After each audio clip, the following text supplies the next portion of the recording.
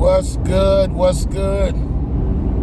This is your boy Brandon McCullen. I'm gonna start back doing this. I used to do a podcast called Let's Talk About It. So let's just say this is episode 1. I was gonna turn more into podcasts. Not episode 1 because I'm coming back to it. This format is gonna turn more into podcast mode. Throw a little smell good on here. Got to get my smell right here in the word. But I want to talk about parenting this morning. I remember doing a podcast called Let's Talk About Parenting. It was awesome. It's one of my favorite ones. So let's talk about parenting. Let's talk about the sweet spot. The sweet spot of parenting. I've been a father for over 21 years, almost 22 years. And I learned a lot from raising kids. And I call this the best time of parenting when your kids are growing up, between the ages of 8 and about 12, 11, 12, somewhere in there. Because you get past the really tough parts of like kids, from the time they're infants and toddlers and diapers and all that kind of stuff. You get past that stage and then you get to the preschool, elementary school, during that time, kids, they cry still a lot. They get to school, have a hard time adjusting to daycare. Daycare, but also elementary school. A kid is between the ages of 5 and 7 and 8, right in there. They can't adapt a lot of times. They cry. Sometimes they have little accidents and stuff in school. You got to come up and get them. They get sick. They don't want to be at school. They'd rather be home with you. All those things you got to deal with. But once you get past 2nd, 3rd grade, get around 4th grade, I call that the sweet spot. That's the sweet spot when a kid can go all day without you getting a call from the school, without you, the fears, a lot of it is gone. They're kind of adjusting socially and all that kind of thing. And they're just going along well, doing well. And that usually lasts about 4 years, 3 to 4 years. That's the sweet spot where, and some people call it the awkward stage. And I kind of call it that too, the annoying. The kid at home is kind of annoying in that age. But as far as like worrying about parenting and stuff like that, behavior, they just annoy you. But the behavior, they get a little ugly during that time too. But the behavior is not bad though, but it's something about when they get to be, we all know the teen years. So that piece usually lasts about 3-4 years. Then they start to be attracted sexually and to other kids, and then you start dealing with that, identity issues, and what should I be, what group I should hang around, and all of those things start making parenting kind of difficult. And, you have to deal with that whole dynamic of that, because now you're worried about, I got a friend who has an 11-year-old daughter who has, I guess, quote-unquote boyfriend or whatever. And he found out about it at school, and now he's freaking out because it's his only child. She's a girl. And, that whole thing, and that can be really scary for parents. It can be very, very challenging, and it's tough, trying to navigate through that time. I remember when my kids were around right in that age range, and I kept them involved in sports, try to give them something to do to kind of help them kind of steer their mind away from those kinds of things.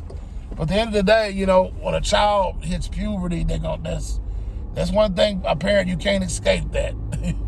Your child is going to go through puberty. They're going to have feelings for the opposite sex. They're going to experience emotions and things of that nature, and they're going to get a little disrespectful sometimes, but that's normal because they're trying to find out who they are in the world, trying to adjust to this new body they got. These boys get the hair on their arm, their voice changing. Girls are developing into young ladies, and all these things, all kind of changes going on in their bodies, and just all kind of stuff going on. It's just they're just a new person in a new body with a new voice, new personality, You know, and it's not that they don't mean any harm by it, but that's just normal. And parents, you know, the Bible tells us to train up our child, our child, in the way they should go. When they're old, they won't depart. So if you put it in them, if you put righteousness in them, you train them up in the ways of the Lord. It doesn't, you know, while they're gonna go through some things, they are still, you got to trust that you did a good job raising them, and give yourself a break.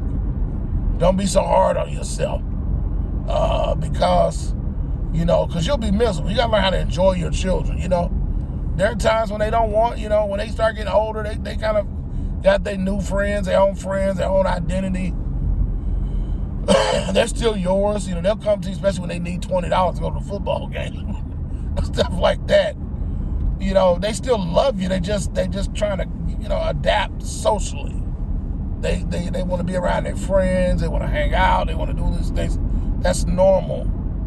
And you'll drive yourself crazy if you worry about every little thing. You know, you just got to trust that God knows what's best for you and for your children, and that, you know, God, when your child, I used to always, every day before my children would leave for school, I always prayed over them. You know, I prayed that God would bless their day, that, you know, that He would bless them from the crown of their head to the soles of their feet. They're going and they're coming. You know, all those things, you know, and God has been faithful. My children have never been in fights or hurt or been had any school shootings that they were the victim of. You know, just a lot of things. You know, my children, when they were growing up, they didn't get nobody pregnant, none of that stuff. You know, God just was good to them. And I trusted that God would cover my children. I trusted that. And I gave it to God. And you got to give your kids to God, because they don't belong to us. They belong to the Lord. You know, we have to, you know, be aware of that, and we have to understand that they're not our children to begin with. They belong to God. You know, God gives them to us for a allotted amount of time, and we have a responsibility to do everything we can to put as much in them as we can. But at the end of the day, they're still God's children. And, you know, you got just like Moses, his mom, you know, she gave him up. Who was that? Samuel gave her son to the Lord. You know, our children are ours for only for a allotted period of time. They're, you know, always going to be our children, but, you know, we can't always control everything. At some point, they're going to be adults. They're going to make their own decisions. They're going to make mistakes. You know, we just be there to offer advice, pray over them, pray for them, and just trust that we're doing the best that we can raising our children. I just want to share that with you. You know, don't be so hard on yourself. Don't be weary and well doing, because you're doing good. You know, you're doing well. You know, your child is no different than anyone else's. All right, y'all. This is Dr. Brandon McCullen just saying what's up. Hope y'all have a blessed day. I pray over your day that the Lord keep you and establish you and bless your going and your coming. In Jesus' name, I'm out.